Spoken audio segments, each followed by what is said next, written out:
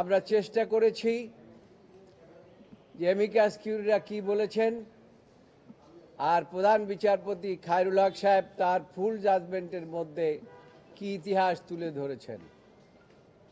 আদালত শুনেছেন, শোনার পরে আজকে সে বিষয়ের উপরে আমি সামারাইজ করার চেষ্টা করেছি। কারণ আদালত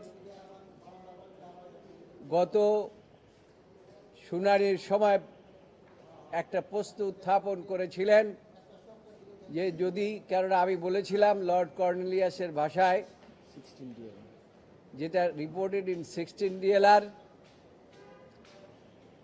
যে এই জাজমেন্টটি in the eye of law is not a judgment. তো সেই জন্য আদালত জিজ্ঞাসা করেছিলেন যদি জাজমেন্টই না হয় তাহলে আমরা রিভিউ কি করব। সেই বিষয়ের উপরে আজকে শুনানির প্রাথমিক অবস্থায় আমি বলেছি যে this is the highest court of the country. এই কোর্ট জাজমেন্টের সমস্ত দিক পুঙ্খানুপুঙ্খরূপে রিভিউ করার ক্ষমতা আছে। তো সেখানে এই জাজমেন্টের যেহেতু দুইটা পার্ট, একটি পার্ট হচ্ছে শর্ট অর্ডার দিয়ে বলেছে যে আরও দুটি নির্বাচন তত্ত্বাবধায়ক সরকারের অধীনে হতে পারে গণতন্ত্রের স্বার্থে। আর সেখানে আরও কিছু অবজারভেশন প্রথমেই দিয়েছেন ওই জাজমেন্টের মধ্যে শর্ট অর্ডারে, যে কোনো বিচারক, কোনো বিচারপতি, কোনো সরকারের প্রধান হতে পারবেন না, তারা কোনো দায়িত্ব নিতে পারবেন না।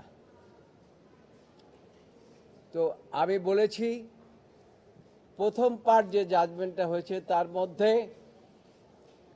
আমি একমত। এই জাজমেন্টটা হয়েছে আমাদের আপিল বিভাগের রুল 10(2) অনুসারে। কারণ আপনাদেরকে আগেই বলেছি অর্ডার 10(2) সেখানে বলেছে যে আদালত শুনবেন, শোনার পরে হয় তাৎক্ষণিকভাবে জাজমেন্ট দেবেন অথবা জাজমেন্টের দিন ঘোষণা করবেন, এই মর্মে ওপেন কোর্টে ডিক্লারেশন দেবেন। এই ক্ষেত্রে এই মামলাটি 8 দিন শোনার পরে একটা শর্ট অর্ডার দিয়েছেন।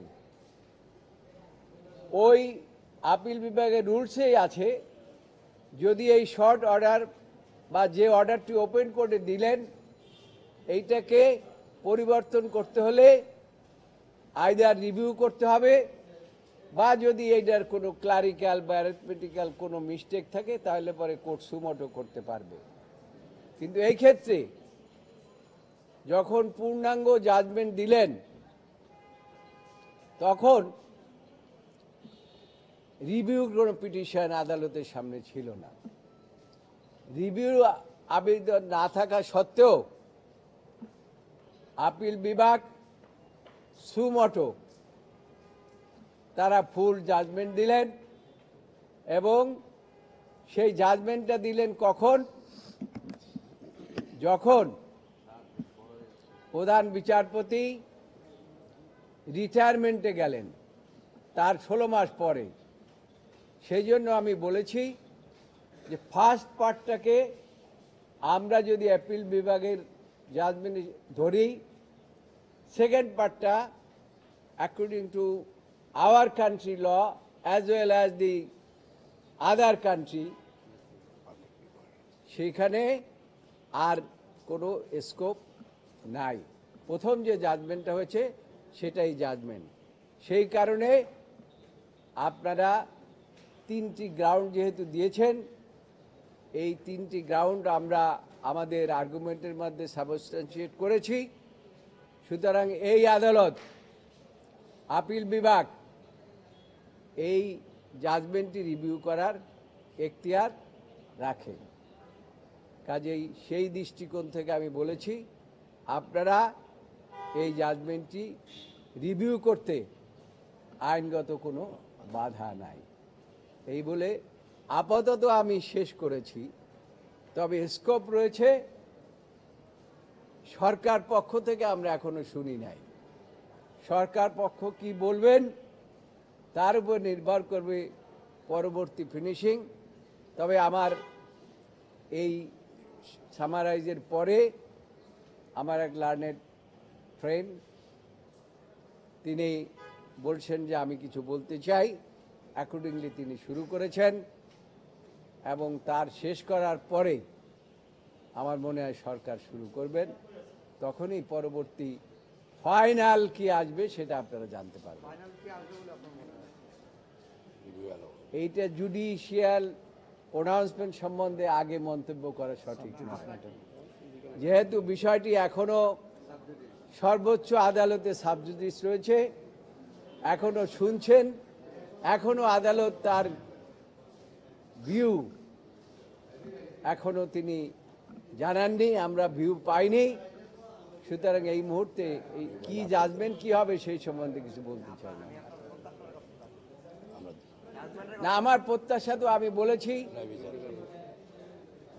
আমার প্রত্যাশা তো আমি আদালতকে বলেছি যে মাননীয় আদালত এই জাজমেন্টটি আইনগতভাবে রিভিউ হতে পারে এবং এই জাজমেন্টটি রিভিউ হলে আপনারা যে সিভিল আপিল নাম্বার দিয়েছেন, এই আপিলটি যথাযথভাবে আপনারা অ্যালাউ করবেন, এটাই হচ্ছে আমাদের প্রেয়ার।